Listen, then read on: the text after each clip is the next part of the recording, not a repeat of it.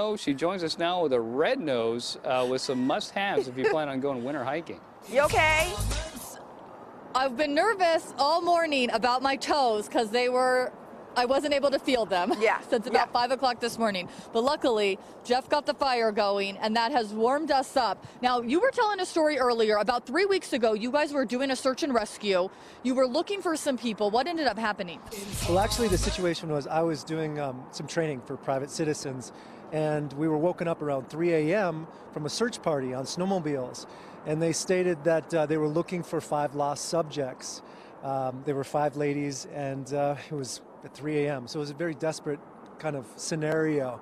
It's exactly the kind of scenario that would get really bad. Yeah, and this is what happens, and that's why you do a lot of these trainings. And Absolutely. I mean, just in the short amount of time that we've been here, we have learned so much from you. If people are going to be going out into the wilderness, and they know this is something they like doing, not a person like me who's only ever going into the wilderness with you, Jeff, but if they are going to be going out on their own or with other people, there are some key things that they should pick up. So what are some of the items that people really should have in their car? Absolutely. This is not a comprehensive list, but this is some of the highlights of the most important essential tools.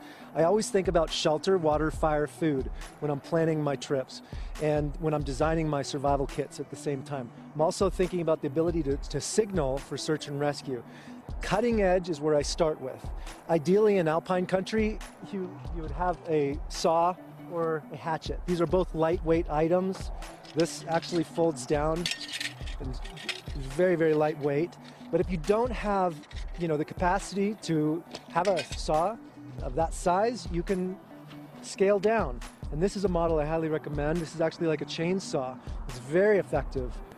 And, it's kind of like this design on steroids, so to speak. You've been using that to be able to cut some of the wood for the fire, not to mention for the shelter as well that was built in the earlier hours, which, by the way, if you were not watching, I highly encourage you, if this is something that you're interested in, please go on our website and go back and watch those videos because, Jeff, you really are the man. And you know what? I should tell you, too, he does some interesting things out in the wilderness. He's a therapist, and he does wilderness therapy where he'll take couples out or individuals out into nature and do your counseling that way instead of being inside in office, which is very unique and really lets people sort of open up in a different way.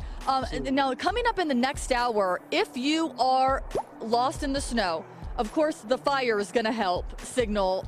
People will be able to see that depending on how big it gets. But let's say you're not able to make a fire because goodness knows if you were not here, we would still be cold with no fire. So if this were to happen, what you can do to be able to alert people to where you are. You're going to show us that in the next hour. What do people need for that?